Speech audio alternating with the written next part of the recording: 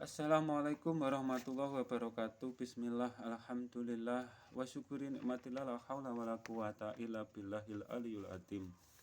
Jalan menuju zatnya Tuhan. Sebelum ingin mengenal zatnya Tuhan yang disebut Allah subhanahu wa ta'ala, terlebih dulu wajib mengenal dirinya secara benar dan tepat atau detail. Karena fakta yang ada yang tidak memahami diri dengan tepat dan benar, kebanyakan menuhankan dirinya sendiri atau ruhnya dikira Tuhan atau ruh disamakan dengan Tuhan. Karena konslet pemahamannya Islam dengan iman atau syariat dengan iman tidak dapat dipahami atau ditempatkan jadi satu atau satu sisi dalam diri. Diri manusia ada dua sisi, jasmani dan rohani atau lahir dan batin. Yang disebut jasmani, jasad, pikiran, dan hati, sifatnya dapat dilihat mata kepala, sedangkan yang disebut rohani, ruh dan jiwa, sifatnya gaib atau tidak dapat dilihat dengan mata kepala. Banyak yang memahami bahwa hati dipahami gaib atau batin. Kami tidak membahas perbedaannya. Pemahaman yang seperti itu. Yang pasti, keimanan itu wilayahnya rohani, dan apabila iman dipahami dengan pikiran dan hati, yang ada hanya kemusyrikan hati atau kekafirannya diri sendiri. Atau bila mana ada prasangka atau membayangkan zatnya Allah subhanahu wa ta'ala seperti apapun, itu yang disebut musyrik hati atau kafirnya diri sendiri. Jalan menuju zatnya Tuhan. Orang-orang yang melakukan ritual atau meditasi atau yang disebut apa itu di tarekat, banyak yang terjebak salah pemahaman dalam ritualnya di titik yang hening atau mengetahui alam yang serba warna putih, atau kalau di ilmu psikolog disebut masuk ke alam bawah sadarnya.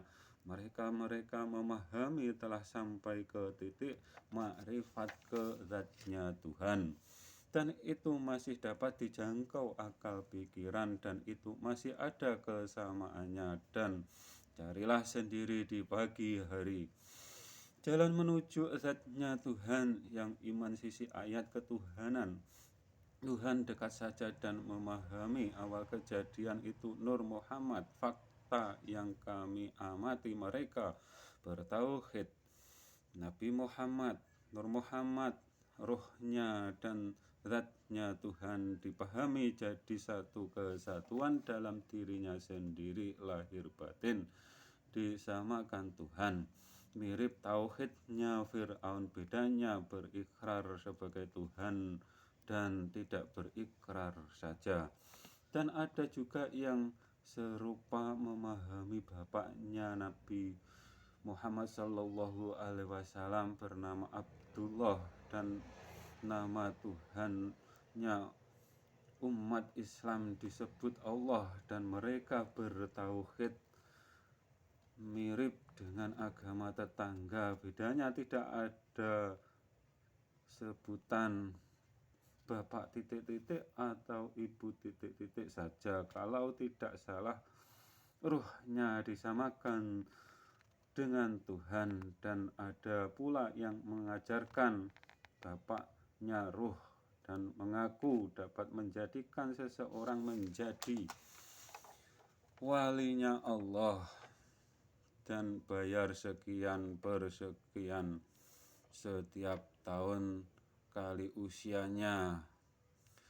Bagi pelaku dan korban sama-sama tidak paham dengan sifat wenangnya Tuhan yang mutlak hanya untuk Tuhan, atau mereka bukan orang yang beriman yang menuju kepada zatnya Tuhan, yang hanya iman satu sisi ayat ketuhanan Tuhan di atas saja. Mereka beriman kalau Tuhan mempunyai anggota badan dan bertempat. Ada juga yang memahami zatnya Tuhan, sama dengan Nabi Adam. Orang-orang yang iman kalau zatnya Tuhannya beranggota badan.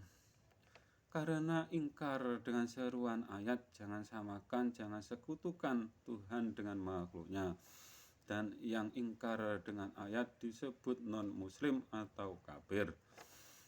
Jalan menuju zatnya Tuhan. Dua sisi ayat ketuhanan, Tuhan dekat dan Tuhan di atas.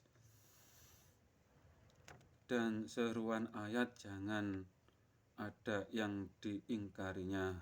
99 asma sifatnya zatnya Allah Subhanahu wa ta'ala dan maha segala-galanya, dan kesemuanya maha sempurna. Tidak ada satupun yang selisih atau menyelisihinya. Kalau ada satu saja yang tidak sama, berarti bukan Tuhan pencipta semua alam beserta isinya.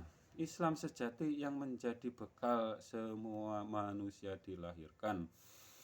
Diri sejati itu ruh, atau yang disebut hakikatnya diri ruhmu yang telah bersaksi dan berjanji di awal kehidupan manusia dilahirkan ibu hanya untuk menepati janji itu. Dan jangan anggap ruh ibu bapakmu Tuhan. Zatnya Tuhan dengan zatnya makhluk wajib berbeda, dan memang berbeda 180 derajat. Bila salah iman, amal ibadah. Wassalam.